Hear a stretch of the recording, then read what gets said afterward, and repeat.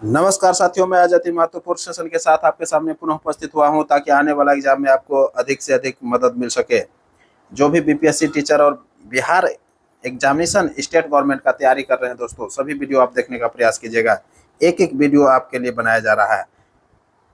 पहला क्वेश्चन है कि करिकाल, देखिए ये कार्यकाल लिख दिया है, इसको करिकाल कर लीजिएगा। करिकाल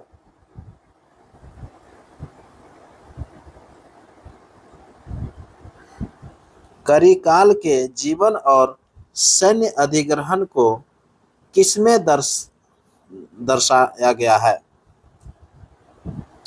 करिकाल का जो जीवन था और उसका सैन्य अधिग्रहण था, उसको किसमें दर्शाया गया था? ये दर्शाया गया होगा, दर्शाया था, तो किसमें दर्शाया था? तो पतिन पले में, पतिन पले में दर्शाया गया था। ऑप्शन ए हो जाएगा। क्लियर। नेक्स्ट क्वेश्चन है, प्रथम जैन भिक्षुनी नरेश दधिवाहन की पुत्री कौन थी? प्रथम जैन भिक्षुनी नरेश जो थी वो दधिवाहन की पुत्री थी, और वो कौन थी? तो चंपा थी। ऑप्शन क्या हो जाएगा? ए हो जाएगा। प्रथम जैन भिक्षुनी नरेश दधिवाहन की पुत्री कौन थी? तो चंपा थी। ऑप्शन ए हो जाएगा। नेक्स्ट क्वेश्चन है, जस्टिन ने चंद्रगुप्त मौर्य को क्या कहा? तो जस्टिन ने चंद्रगुप्त मौर्य को जो है क्या कहा था? तो सेंड्रोकोट्स कहा था। क्या कहा था? सेंड्रोकोट्स कहा था। ऑप्शन ए हो जाएगा। चंद्रगुप्त मौर्य का जो जन्म हुआ था 345 ईसा पूर्व में हुआ था। चंद्रगुप्त मौर्य का जन्म कब हुआ था? 345 ईसा पूर्व में हुआ था, यह ध्यान में रखिएगा। नेक्स्ट क्वेश्चन है, शुंग वंश का अंतिम शासक, देखिए ये शुक लिख दिया है, शुंग कर लीजिएगा।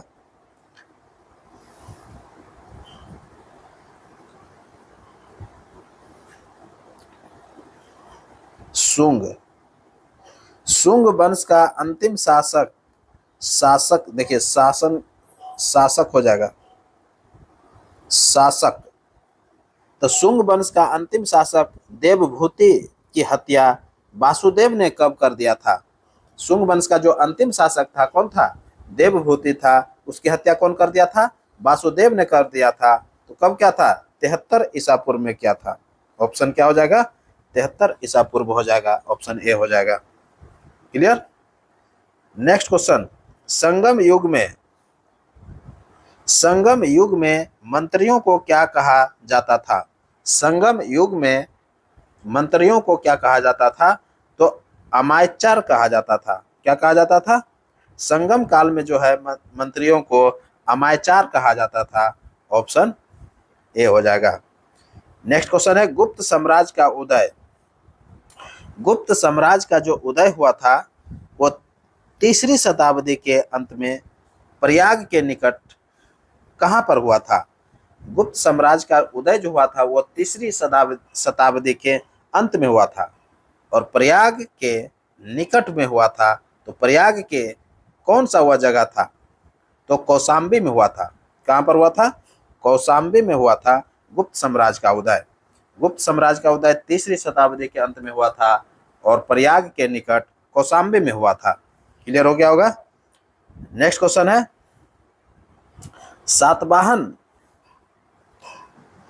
सातवाहन शासकों ने ग्रामीण क्षेत्रों में प्रशासन का काम किसे सौंपा था?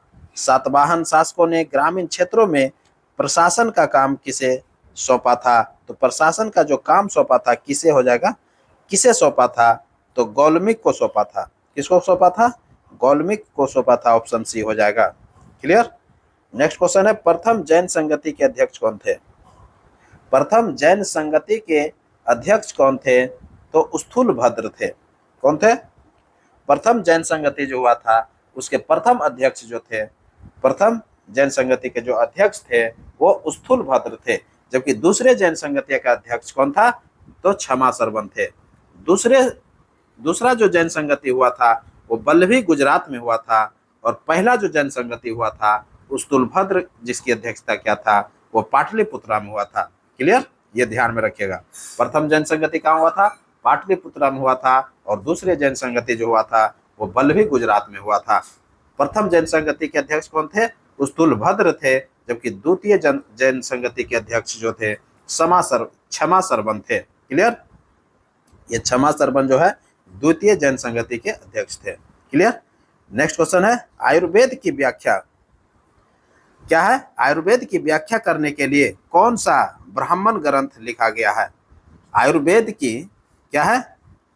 आयुर्वेद, ये आयुर्वेद लिख दिया है, इसको अर्जुवेद कर लीजिएगा,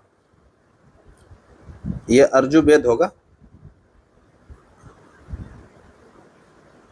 अर्जुवेद। अर्जुवेद की व्याख्या करने के लिए कौन सा ब्राह्मण ग्रंथ लिखा गया था? तो कौन सा ब्राह्मण ग्रंथ था? तो शतपथ ब्राह्मण को लिखा गया था। किसका? शतपथ ब्राह्मण जो है यजुर्वेद की व्याख्या करने के लिए लिखा गया था। ऑप्शन बी हो जाएगा। नेक्स्ट क्वेश्चन है 40 डिग्री और 60 डिग्री के बीच भूमध्य रेखा के उत्तर और दक्षिण में किस प्रकार के वन पाए जाते हैं? 40 डिग्री और 60 डिग्री के बीच भूमध्य रेखा के उत्तर और दक्षिण में किस प्रकार के वन पाए जाते हैं? तो किस प्रकार के वन पाए जाते हैं? जहां वर्ष में जो होता है 500 से 1500 मिलीमीटर के बीच अधिकतम वर्षा होती है।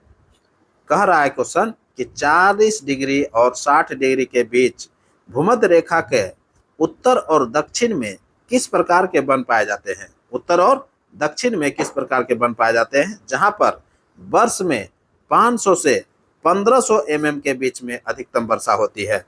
तो समशीतोष्ण पर्णपाती वन कहलाता है। वो कौन सा वन पाया जाता है?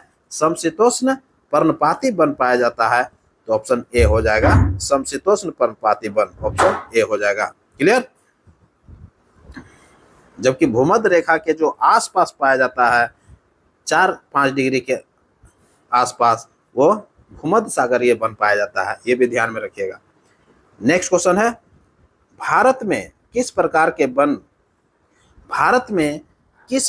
के वन के वृक्ष शुष्क ग्रीष्म काल में लगभग क्या है लगाया? तो लगभग जो होता है 6 से 8 सप्ताह तक अपनी पत्तियां गिराते हैं। कहता है कि भारत में किस प्रकार के वन के वृक्ष शुष्क ग्रीष्म काल में लगभग 6 से 8 सप्ताह तक जो है अपनी पत्तियां गिराता है। तो वह कौन सा वन है? तो उष्णकटिबंधीय पर्णपाती वन जो होता है, उष्णकटिबंधीय पर्णपाती जो वन होते हैं, यह जो होता है 6 से 8 सप्ताह तक जो है पत्तियां अपनी क्या करता है? गिरा देता है। क्लियर? उष्णकटिबंधीय पर्णपाती वन। नेक्स्ट क्वेश्चन है भारत में उपोष्ण वनस्पति क्षेत्र में औसत वार्षिक औसत तापमान कितना होता है? तो 17 डिग्री से कितना होता है? ये कह रहा है कि क्वेश्चन क्या है कि भारत में उपोष्ण वनस्पति क्षेत्र में औसत वार्षिक औसत तापमान पूछा जा रहा है कि कितना होता है? तो 17 डिग्री से 24 डिग्री के मध्य होता है। तो ऑप्शन क्या हो जाएगा? ए हो जाएगा। क्लियर? नेक्स्ट क्वेश्चन है भारत में जंगली गधे और ऊंट किस प्रकार के वनों में पाए जाते हैं? भारत में जंगली गधे और ऊंट जो है किस प्रकार के वनों में पाया जाता है? तो ये कौन सा वन होता है? तो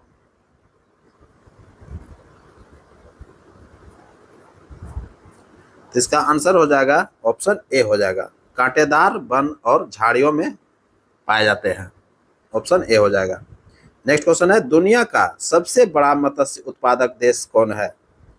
दुनिया का सबसे बड़ा मत्स्य उत्पादक देश कौन है? देखिए, मत्स्य उत्पादन में जो सबसे बड़ा देश है वो दुनिया का कौन है? क्वेश्चन क्या है? दुनिया का सबसे बड़ा मत्स्य उत्पादक देश कौन है? दुनिया का सबसे बड़ा मत्स्य उत्पादक देश की चर्चा कर रहा है। तो दुनिया का दूसरा सबसे बड़ा मत्स्य उत्पादक जो देश था वो भारत है, जबकि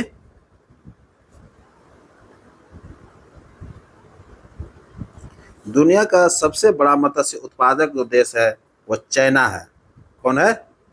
चाइना है, चीन है, जो कि कितना प्रतिशत उत्पादन करता है वो? 40। वैश्विक मछली आपूर्ति का जो लगभग 40% है वो अकेले जो है चाइना आपूर्ति करता है। आप समझ सकते हैं। तो दुनिया का सबसे बड़ा मत्स्य उत्पादक जो देश है वो चाइना है। तो ऑप्शन चाइना दिया हुआ न है, उपयुक्त में से कोई नहीं हो जाएगा। तो ऑप्शन क्या हो जाएगा?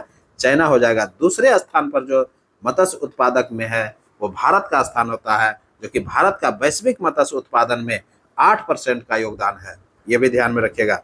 जबकि चाइना का कितना प्रतिशत? 40% योगदान है। ये भी ध्यान में रखिएगा। नेक्स्ट क्वेश्चन देखते हैं। कितने डिग्री पर सेल्सियस, कितने डिग्री पर सेल्सियस और फ़ारेनहाइट ताप समान होते हैं? तो कितना डिग्री सेल्सियस जो होता है फ़ारेनहाइट के समान होता है?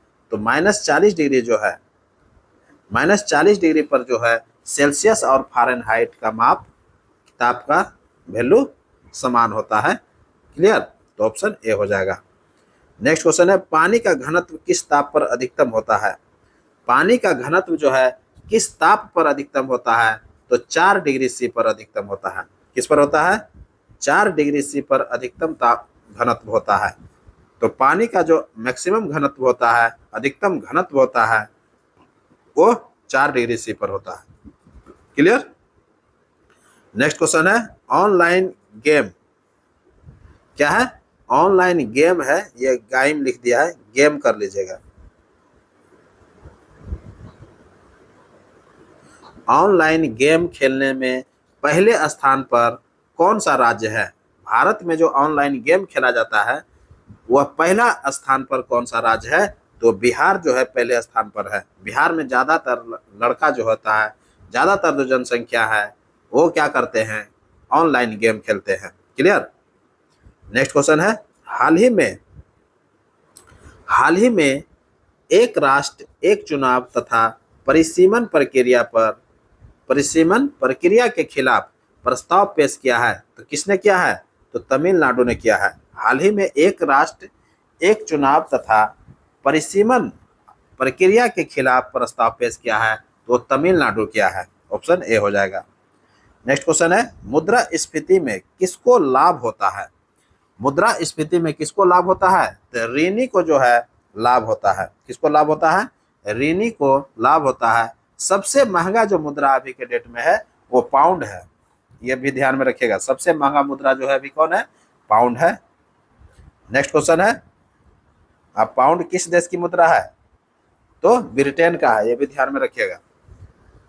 कौन अध्यारोपित नदी का उदाहरण है? कौन जो है अध्यारोपित नदी का उदाहरण है? तो चंबल जो है ये अध्यारोपित नदी का उदाहरण है। ऑप्शन ए हो जाएगा। नेक्स्ट क्वेश्चन है, संयुक्त राष्ट्र संघ में प्रथम महिला अध्यक्ष किसे निर्वाचित किया गया था? तो संयुक्त राष्ट्र संघ में जो है प्रथम महिला अध्यक्ष किसे को निर्वाचित किया गया था? विजया लक्ष्मी पंडित को किया गया था। ऑप्शन बी हो जाएगा। क्लियर? नेक्स्ट क्वेश्चन है, अकबर के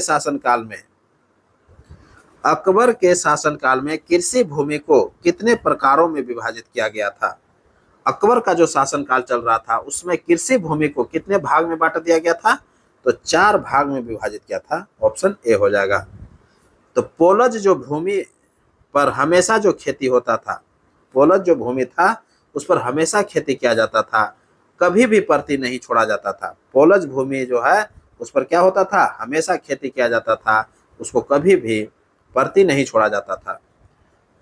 तो 4 प्रकार के जो भूमि थे कृषि के लिए वो कौन कौन था? पोलज था, परती था, चाचर था और बंजर था। ये याद में रखिएगा। अकबर के शासनकाल में जो कृषि भूमि को बांटा गया था वो 4 प्रकार में बांट दिया गया था, पोलज, परती, चाचर और बंजर। क्लियर? पोलज भूमि पर हमेशा खेती किया जाता था, उसको परती कभी भी नहीं छोड़ा जाता था। ये भी ध्यान में रखिएगा। चाचर जो भूमि था, चाचर भूमि को 3 या 4 वर्षों के लिए बिना खेती के छोड़ दिया जाता था। चाचर जो भूमि होता था 3 या 4 वर्षों के लिए बिना खेती के लिए छोड़ दिया जाता था। जैसे कि छोड़ दिया कि 3-4 वर्ष के लिए छोड़ दिया, फिर उसमें खेती किया, उसको चाचर भूमि बोलते थे। क्लियर। चलिए नेक्स्ट क्वेश्चन की ओर बढ़ते हैं। चित्रकला की पट क्या है? चित्रकला की पट्टचित्र शैली किस राज्य की सबसे पुरानी एवं लोकप्रिय कला शैली है? ये उड़ीसा का है। किसका है? उड़ीसा का है। ऑप्शन ए हो जाएगा। नेक्स्ट क्वेश्चन है, किसने कहा था कुंवर सिंह एक बड़ा वीर पुरुष है? किसने कहा था कुंवर सिंह एक बड़ा वीर पुरुष था, मेहनती भी था, यदि उसकी सैनिक शिक्षा आधुनिक ढंग पर हुई होती तो वह बड़े उच्च श्रेणी का सिपह सालार बन सकता था? यह किसने कहा था? तो सेमुल्स ने कहा था। किसने कहा था? सेमुल्स ने कहा था। ऑप्शन क्या हो जाएगा? सी हो जाएगा। ये आधुनिक ढंग हो जाएगा। देखिए यहाँ ढंग कर लीजिएगा, आधुनिक ढंग से।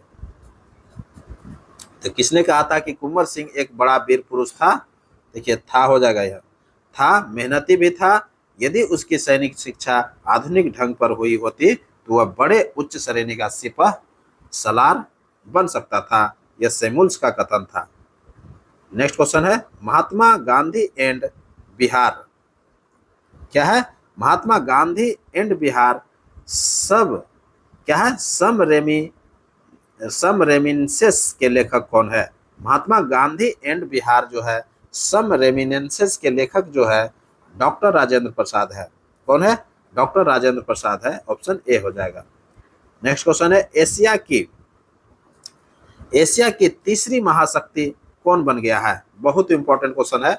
एशिया की जो है तीसरी महाशक्ति के रूप में कौन उभर करके सामने आया है? जो कि भारत है। कौन उभर करके सामने आया है? भारत एशिया की तीसरी महाशक्ति सुपर पावर के रूप में उभर करके सामने आया है। तो बहुत इंपॉर्टेंट क्वेश्चन है। यह क्वेश्चन तो निश्चित ही एग्जाम में पूछा जाएगा। एशिया की तीसरी महाशक्ति के रूप में कौन उभर करके सामने आया है? तो भारत आया है। पहले स्थान पर किसका है? तो अमेरिका का दबदबा है, और दूसरे स्थान पर चाइना का दबदबा है, और चौथे स्थान पर जापान चला गया है दोस्तों। तो भारत जो है जापान और रूस को पछाड़ करके जो है तीसरा स्थान हासिल किया है। एशिया जो है, ये अमेरिका जो है एशिया में नहीं है, लेकिन फिर भी अपना धाक जो है जमाए हुआ है। आप समझ सकते हैं कि अमेरिका का पावर क्या है। तो अमेरिका जो है अभी भी एशिया में 1 नंबर पर पावरफुल सुपर पावर में बना हुआ है। दूसरे स्थान पर चाइना का दबदबा है, और तीसरा स्थान जो है वो भारत का आ गया है। तो 81.7 अंक लेकर के जो है ये अमेरिका 1 नंबर पर बना हुआ है, जबकि 72 अंक लेकर के ये चाइना दूसरे नंबर पर बना हुआ है, और 39 नंबर लेकर के जो है भारत तीसरे नंबर पर आया है। आप समझ सकते हैं कि चाइना और भारत के बीच में कितना दूरी है, दुगुना का अंतर हो जा रहा है। तो आप समझ सकते हैं कि चाइना जो है हमसे कई गुना जो है कई क्षेत्रों में आगे बढ़ चुका है। क्लियर। तो इस तरह से है एशिया की तीसरी महाशक्ति के रूप में जो उभर करके आया है वो भारत उभर के आया है। पहला स्थान पर अमेरिका है, दूसरे स्थान पर चाइना है। क्लियर। नेक्स्ट क्वेश्चन है, भारत किसको पछाड़ दिया है? तो जापान और रशिया को पछाड़ करके तीसरा स्थान हासिल किया है। क्लियर। नेक्स्ट क्वेश्चन है, देश का दूसरा राज्य कौन बन गया है जहां 2-2 एम्स बने हैं? देश का दूसरा राज्य कौन बन गया है जहां 2-2 एम्स बने हैं? तो बिहार बन गया है दोस्तों। बिहार में 2-2 एम्स बन गए हैं, और पहले जो था उत्तर प्रदेश में 2-2 एम्स था। क्लियर। अब जो है कहाँ हो गया? बिहार में भी 2 एम्स हो गया है। ये ध्यान में रखिएगा। नेक्स्ट क्वेश्चन है, कौन सा देश भौगोलिक क्षेत्र की दृष्टि से सीमा रहित सबसे बड़ा देश है? कौन सा देश भौगोलिक क्षेत्र की दृष्टि से सीमा रहित सबसे बड़ा देश है? तो जापान है। इसका कहीं कोई सीमा नहीं है, ये समुद्र के बीच में बसा हुआ है। तो आप समझ सकते हैं ये सबसे बड़ा देश जो कि सीमा रहित देश है। ऑप्शन ए हो जाएगा। नेक्स्ट क्वेश्चन है, शैवाल और कवक के मिलने से लाइकेन बनता है। शैवाल और कवक के मिलने से क्या बनता है? लाइकेन बनता है, जिसे क्या कहते हैं? म्यूटोलिज्म कहा जाता है। क्या कहा जाता है? म्यूटोलिज्म कहा जाता है। ऑप्शन ए हो जाएगा। क्लियर। नेक्स्ट क्वेश्चन है, बायोगैस का प्रमुख अवयव क्या है? बायोगैस का प्रमुख अवयव क्या है? तो बायोगैस का प्रमुख अवयव क्या है? तो मीथेन है दोस्तों। क्या है? मीथेन है। ऑप्शन ए हो जाएगा। नेक्स्ट क्वेश्चन है, किस रसायन के कारण पटाखा फूटने से चमकदार लाल रंग दिखाई देता है? तो स्ट्रांसियम के कारण दिखाई देता है। किसके कारण? स्ट्रांसियम के कारण जो है लाल रंग दिखाई देता है, जबकि हरा रंग जो दिखाई देता है वो किसके कारण? बेरियम के कारण दिखाई देता है। बेरियम के कारण जो है हरा रंग दिखाई देता है, जबकि सोडियम के कारण क्या होता है? सुनहरा या पीला रंग का प्रदान करता है। आप देखिएगा जब पटाखा जब फूटता है किसी भी त्योहार पर, तो लाल रंग जो दिखाई देता है स्ट्रांसियम के कारण दिखाई देता है, और हरा रंग जो दिखाई देता है वो बेरियम के कारण दिखाई देता है, और हल्का पीला जो सुनहरा रंग का दिखाई देता है वो सोडियम के कारण दिखाई देता है। क्लियर। तो ये ध्यान में रखिएगा, सोडियम के कारण सुनहरा हल्का पीला दिखाई देगा, और स्ट्रांसियम के कारण क्या दिखाई देता है? लाल रंग दिखाई देता है, और बेरियम के कारण जो है हरा रंग प्रदर्शित करता है। क्लियर। तो आतिशबाजी के मिश्रण को स्थिर करने के लिए स्ट्रांसियम यौगिक भी महत्वपूर्ण है। हरे रंग के लिए क्या करते हैं? बेरियम नाइट्रेट का इस्तेमाल होता है। किसका इस्तेमाल होता है? बेरियम नाइट्रेट का इस्तेमाल होता है। और सोडियम जो होता है आतिशबाजी के लिए एक सुनहरा या पीला रंग प्रदान करता है। तीनों क्लियर कर दिए हम। तो हरा रंग किसके लिए? तो बेरियम यूज होता है, और लाल रंग स्ट्रांसियम के कारण, और सुनहरा या पीला रंग जो प्रदान करता है वो सोडियम के कारण होता है। क्लियर हो गया होगा। चलिए नेक्स्ट क्वेश्चन, निम्न कथन में से सही सुमेलित कौन है? देखिए, निम्न में से सही सुमेलित को करना है। तो सही सुमेलित देखते हैं, एक तरफ मिश्र धातु है, दूसरे तरफ उसका संघटक है, अर्थात जो बनता है किससे किससे बनता है? पीतल। पीतल जो होता है इसको ब्रॉन्ज मेटल कहा जाता है। पीतल जो होता है ब्रॉन्ज कहलाता है। ब्रॉन्ज जो है कॉपर और जिंक से बना होता है। ये कॉपर और जिंक जो है ये ब्रॉन्ज बनता है, अर्थात पीतल बनता है। क्लियर हो गया होगा।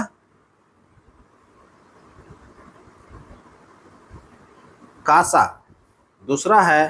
कांसा जो है कॉपर और क्या है? कांसा जो है कॉपर और टीन का बनता है। ये भी बिल्कुल सत्य है। कांसा जो बनता है कॉपर और टीन एसएन का बनता है। Cu, और देखिए Cu आप सही कर लीजिएगा, Cu छोटा वाला होगा, और प्लस जो भी है Zn या Sn जो भी लिख सकते हैं, जो कि दिया हुआ है। पीतल में क्या है? Cu Zn है, और कांसा में क्या है? Cu Sn है। अर्थात पीतल जो बनता है वो कॉपर और जिंक से मिलकर के बनता है।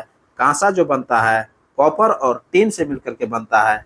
तीसरा जो है टांका अर्थात सोल्डर जिसको बोलते हैं, Sn और Pb से मिलकर के बनता है। ये भी सही है। Sn टीन होता है, तो Sn और Pb से जो मिलकर के बनता है वो टांका कहलाता है। ये तीनों ऑप्शन सही है, तो प्रयुक्त में से एक से अधिक आंसर हो जाएगा। क्लियर। नेक्स्ट क्वेश्चन है, जंग लगने पर लोहे का भार क्या होता है? जंग लगने पर लोहे का जो भार होता है वो बढ़ जाता है। जंग लगने पर क्या होता है? लोहे के भार बढ़ जाता है। इस रासायनिक अभिक्रिया में लोहा के साथ जो है ऑक्सीजन भी क्या करता है? जुड़ जाता है। यही कारण है कि वह भार में वृद्धि कर देता है, अर्थात बढ़ जाता है। ऑप्शन क्या हो जाता है? ए हो जाएगा। क्लियर। तो इसी के साथ अब हमको इजाजत दीजिए। मैं पुनः एक नए वीडियो के साथ आपके सामने उपस्थित होऊंगा। तब तक के लिए पढ़िए और नेक्स्ट वीडियो का इंतजार कीजिए। नमस्कार, जय हिंद।